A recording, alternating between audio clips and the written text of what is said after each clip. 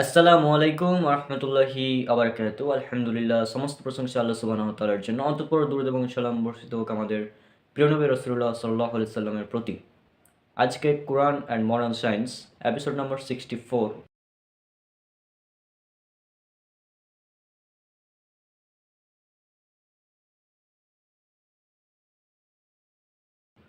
আর আজকে আমরা কোনো নতুন একটি বিষয় নিয়ে আলোচনা করব না। আজকে আমরা একটি পুরনো বিষয়কে আপডেট করব। অর্থাৎ আমরা কোরআন অ্যান্ড মডার্ন সায়েন্স এই এপিসোডের 5 নম্বর এপিসোডে আলোচনা করেছিলাম বিগ ব্যাং সম্পর্কে। তো আজকেও বিগ ব্যাং সম্পর্কে আলোচনা করব। তো বিগ ব্যাং সম্পর্কে আজকে নতুন কিছু তথ্য দিব, তাই মনোযোগ সহকারে ভিডিওটি দেখতে থাকুন, ইনশাআল্লাহ নতুন কিছু জানতে পারবে। তো সর্বপ্রথম বিগ ব্যাং জিনিসটা কি?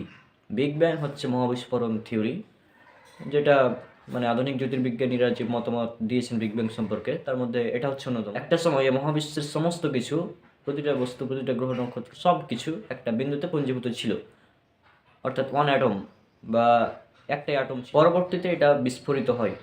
কীভাবে বিস্ফোরিত হয় বিজ্ঞানীরা ব্যাখ্যা করতে পারেনি। এটা বিস্ফোরিত হয় এবং তৈরি হয় গ্যালাক্সি, মহাবিশ্ব সহ সব গ্রহ নক্ষত্র, সব কিছু। এখন বিজ্ঞানীরা কিন্তু এটা বলতে পারছে না যে এটা বিস্ফোরণটা আসলে কীভাবে ঘটলো বা বিস্ফোরণের আগে কী ছিল। বিজ্ঞানীরা এটা জানতে পারে না, কোনোভাবেই জানতে পারে না। বিজ্ঞানীরা জানতে পারে বিস্ফোরণের পরে। কিভাবে? বিস্ফোরণ যখন হয় তারপর থেকে মহাবিশ্ব ক্রমাগত প্রসারিত হচ্ছে, অর্থাৎ মহাবিশ্বটা প্রসারিত হচ্ছে, যেটাকে বলা হয় সম্প্রসারিত, মহাবিশ্বের মহাসম্প্রসারণ থিওরি। আর মহাসম্প্রসারণ থিওরি সম্পর্কে আমার একটি ভিডিও আছে, তবে এটা আমি এখানে সংক্ষিপ্ত বলছি। পবিত্র কোরআনে এটা উল্লেখ করা আছে সূরা জারিয়াত সূরা নাম্বার 51 আয়াত নাম্বার 47-এ, যে আল্লাহ সুবহানাহু ওয়া তাআলা তিনি বলছেন, আমি এই মহাবিশ্ব সৃষ্টি করেছি এবং আমি আমার ক্ষমতা বলে মহাবিশ্বকে সম্প্রসারণ করি। অর্থাৎ আল্লাহ সুবহানাহু ওয়া তাআলা তিনি মহাবিশ্বকে সম্প্রসারণ করে। তিনি বলছেন আমি হচ্ছি প্রসারণকারী। আল্লাহ সুবহানাহু ওয়া তাআলা হচ্ছেন মহাসম্প্রসারণকারী, অর্থাৎ মহাবিশ্বকে তিনি সম্প্রসারণ করছেন, এটা আল্লাহ সুবহানাহু ওয়া তাআলা নিজেই বলছেন। তাহলে মহাবিশ্বের মহাসম্প্রসারণ তত্ত্ব, এটার সাথে আমাদের কোরআনের আয়াত হুবহু মিলছে। আর এই মহাসম্প্রসারণ তত্ত্ব থেকেই মূলত বিগ ব্যাংটা আবিষ্কার করা হয়েছিল। এই যে মহাবিশ্ব যেহেতু এভাবে সম্প্রসারিত হচ্ছে, তাহলে একটা সময় এটা ছোট ছিল, আরও ছোট ছিল, আরও ছোট, এবং একদম একটা সময় একটা বিন্দুতে মিশেছিল।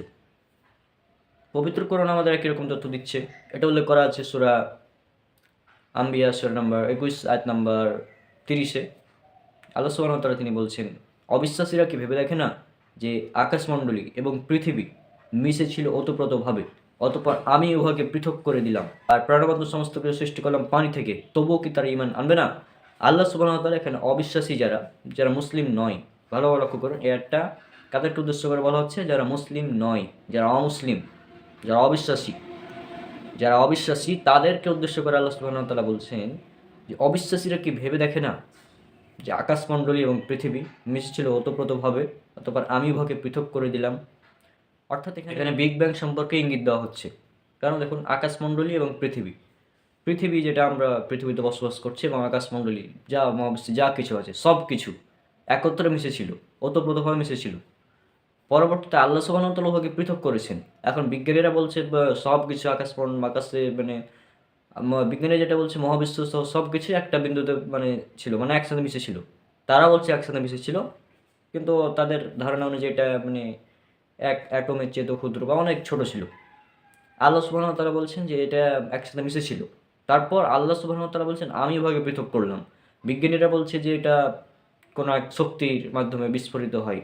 বিজ্ঞানীরা কিন্তু এটা বলছে না যে এটা এমনি এমনি হয়ে গিয়েছে। তারা বলছে কোনো একটা শক্তি আছে যার ফলে এই বিস্ফোরণটা ঘটেছিল। কারণ সেই শক্তিটা কি সে সম্পর্কে বিজ্ঞানীরা জানে না।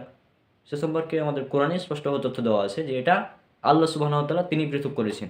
এখন বিগ ব্যাং সম্পর্কে যে আমি বলছি, অনেকেই এটা নিয়ে অনেক সমালোচনা করেছে যে এই ব্রাদাররা সে বলছে বিগ ব্যাংয়ের সাথে কোরআন মিলিয়ে দিয়েছে, জাকির নায়কের মুরিদ, কারণ জাকির নায়ক একই কাজ করেছে। তো এখন আপনি তাহলে শহীদুল্লাহ খান মাদানী হাফিজাহুল্লাহ তাকে কি বলবেন?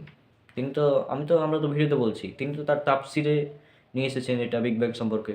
তার তাফসির যেটা আছে, তাফসির ফাথুল মাজিদ, তিনি সেখানে উল্লেখ করেছেন বিগ ব্যাং থিওরি সম্পর্কে। আপনার স্ক্রিনে দেখুন, স্পষ্টভাবে তিনি এখানে উল্লেখ করে দিয়েছেন যে সূরা আম্বিয়ার 21 নম্বর সূরা 30 নম্বর আয়াতের যে তাফসির, সেখানে তাফসির করতে গিয়ে তিনি উল্লেখ করেছেন বিগ ব্যাং থিওরিটা তিনি নিয়ে এসেছেন। দেখতে পাচ্ছেন আপনারা। তো আমাকে এগুলো তো লাভ নাই, কারণ আমি তো এগুলো পড়াশোনা করার পর নিজে এগুলো মানে আমি তো নিজে থেকে কিছু বলছি না, আমাদের আলেমরা যেগুলো লিখে রেখেছেন তাদের তাফসিরের বইয়ে, আমরা তো সেগুলোই বলবো, কারণ আমরা তো আলেম না, আমরা তো স্টুডেন্ট, তাই না? এখন আমাদের কাছে মনে হয়েছে, যেহেতু আমি সায়েন্সের স্টুডেন্ট, সেই হিসাবে আমি বলতে পারি যে বিগ ব্যাং থিওরি সম্পর্কে কোরআন বলেছে, হ্যাঁ এটা ঠিক আছে, এখানে কোনো সমস্যা নেই। বিগ ব্যাংয়ে যেটা সম্প্রসারণশীল থিওরি, অর্থাৎ মহাবিশ্ব সম্প্রসারিত যে হচ্ছে, এটা তো একদম বাস্তব। এটা কোরআনে তো উল্লেখ করা হয়েছে যে আল্লাহ সুবহানাহু ওয়া তাআলা নিজ ক্ষমতা বলে মহাবিশ্ব সৃষ্টি করেছেন, তিনি মহাসম্প্রসারণকারী। এটা তো স্পষ্ট কথা, এখানে তো কোনো অস্পষ্টতা নেই। তাহলে এটা যেহেতু স্পষ্ট, তো এটা তো স্পষ্ট হওয়া উচিত যে মহাবিশ্ব এক সময় মানে একটা বিন্দুতে ছিল, বা আকাশমণ্ডলী এবং পৃথিবী একসাথে মিশেছিল। এটা তো এটা তো মানে স্বাভাবিক বিষয়, সিম্পল একটা বিষয়। তো এই সিম্পল বিষয়কে প্যাঁচ লাগিয়ে জানি না কেন বিগ ব্যাং নাকি কুফরি আকিদা, আজীব ব্যাপার। আসলে যারা পৃথিবীকে সমতল বলে, তাদের থেকে আর কি আশা করা যায়? হ্যাঁ, যারা বাইবেল পড়ে, বাইবেলের আলোকে বলছে যে পৃথিবী সমতল, পৃথিবী সমতল, এটা বাইবেলের কথা, কোরআনের কথা না। বাইবেলের কথা, হিন্দু ধর্মগ্রন্থে তো আর অনেক আকৃতি দেওয়া আছে, সমতল আছে, চার কোণা আছে, সেগুলো আমি বলছি না এখন।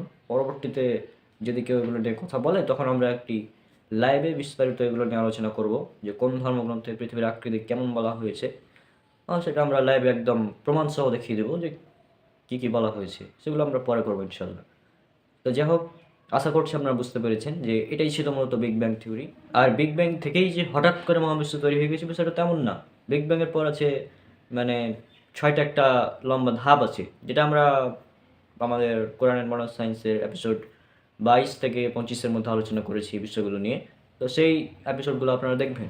কোরআন ও মডার্ন সায়েন্স, আধুনিক বিজ্ঞান, এই সিরিজের প্রতিটি ভিডিও মনে করতে পারেন, যদিও এখন মনে হচ্ছে না কানেক্টেড, তবে এমন একটা সময় আসবে যখন প্রতিটা ভিডিও আরেকটার সাথে কানেক্টেড থাকবে। মানে এখন যে ভিডিওগুলো আসবে, সেগুলো অন্য ভিডিওগুলোর সাথে কানেক্টেড থাকতে পারে।